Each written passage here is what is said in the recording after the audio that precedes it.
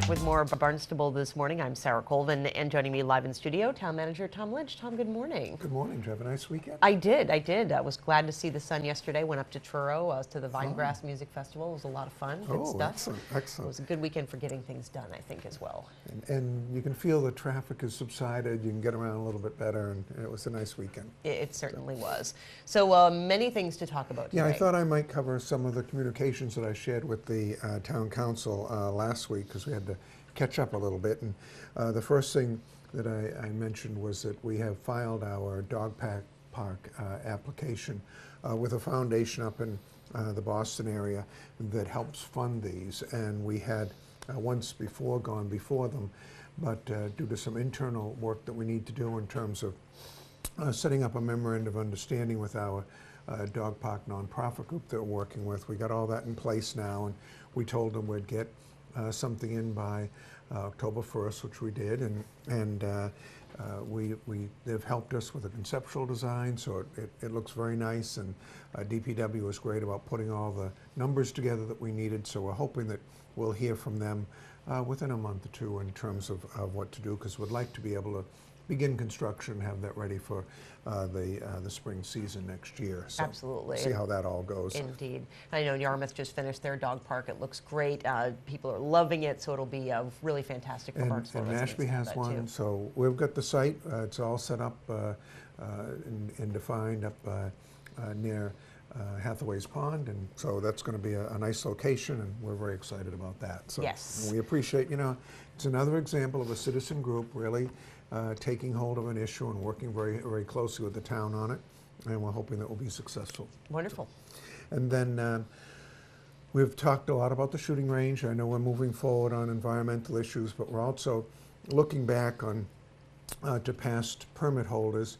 Then should the decision by the council be that they wanted to move forward with opening the range in some capacity, would former permit holders want to come back, and what would the price point be for that? And because we're already spending quite a bit of money, we're upwards of over $60,000 now just on the preliminary work that we've done so far. So there's going to be a cost there, and but we sent out a little over 2,000 applications. We're very close to 14% return at this point in time. There's October 16th is the deadline, so there's still plenty of time for people to get back, and we're going to try to evaluate the information that they have there. So we're excited about getting that data, looking at it, and then sharing that with the town council. So absolutely, just another step that we have to take in this process as we look to see what happens next. And again, we're reinforcing that importance of the community involvement of the actual users of the shooting range. What do they think? What do they want? What are their hopes? Exactly. That is very important information moving forward.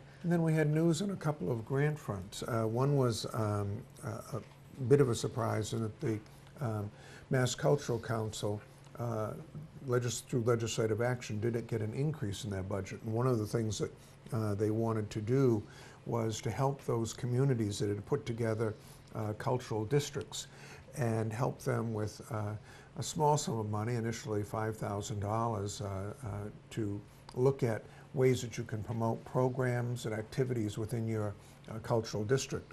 So in Barnstable, of course, we have the High Arts Cultural District. That's all through Hyannis and down into the Bismore Park area where the shanties are, and then we also have the basically the Barnstable Village Historic Cultural District, where it covers along 6A and looks at all of their amenities that they have over in that district. So there are responsibilities that come with the with the cultural district in terms of programming and making sure that you're promoting the activities, all the activities that happen in that area. So they've set aside $5,000 for each of the cultural districts.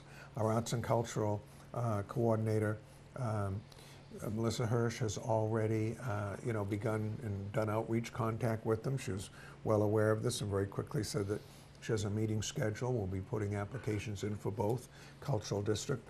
There's a $5,000 match. We'll have to see how that is handled, whether that's something that needs to be a direct financial appropriation or whether you can do in-kind appropriations. But I think it's something that we'll be looking at in the upcoming budget, because I can clearly see that folks come to Cape Cod and they come to an area for many of the cultural amenities that go on, and they want to look at the artwork and shows and entertainment and things of that nature. So if we can help with that promotion and take advantage of that through the Mass Cultural Council, which has really been a very good partner with the town of Barnstable. And I know in other Cape communities that have also taken this step to try to create a cultural district.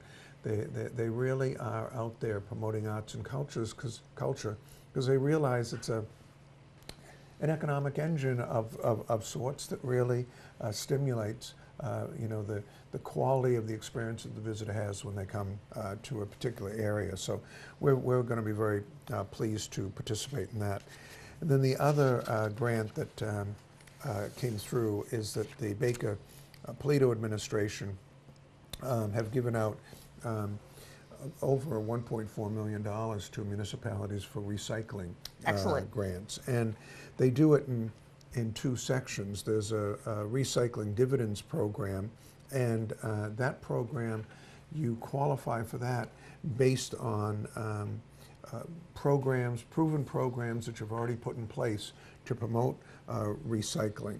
And we got over $9,000 in that particular area because we've been aggressive about holding special programs and things of that nature. And through our new contract, we've got single stream now that we're doing out at the landfill, and so we were rewarded with that. And then they also have a small scale initiative grant, and that's a smaller amount of money, but we got almost the maximum, which was $1,500 for that. And that allows you to perhaps print brochures or get recycling bins or things of that nature to, again, stimulate and help make it easier for our transfer users to do their recycling. So I'm sure when you have our energy coordinator on at a future time, we'll have gotten the actual grant award. All we did was get rid of the dollar amount, because we had put in for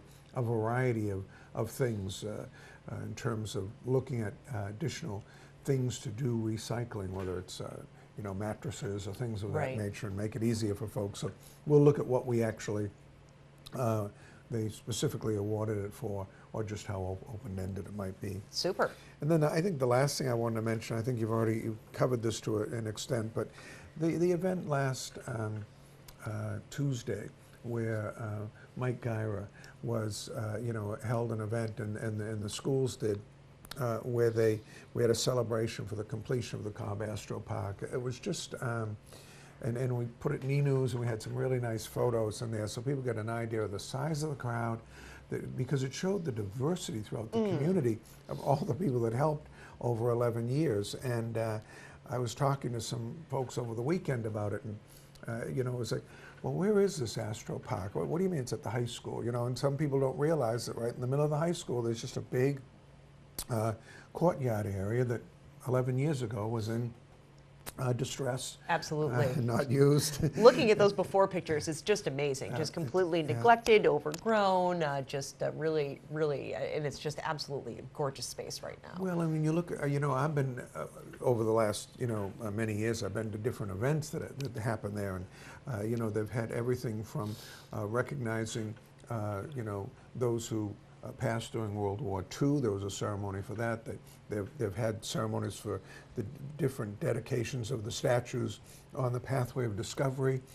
Families have come because they may have donated the statue in memory of a loved one, and students have been there to, recite poetry or sing and really work out some grief over a student that may have suddenly passed for some reason. And they've been inspiring, and Dr. Kajowski had several years where all the educators came after the opening day ceremony, and you just saw it filled with hundreds of teachers. And so using it for a variety of community events, as well as the students who can use the astronomy area where the David Cole Observatory is, and just the artwork that's there, and the students, the business leaders, community leaders.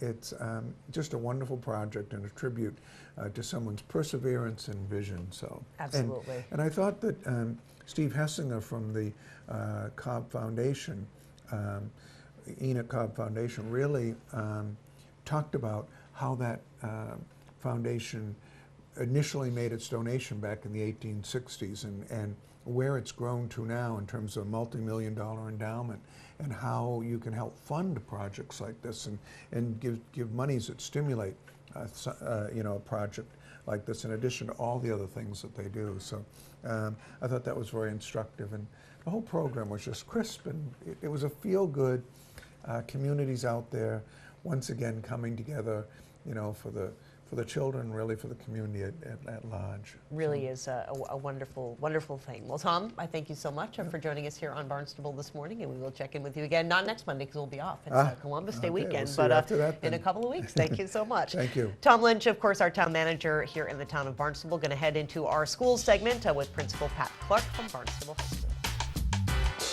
School.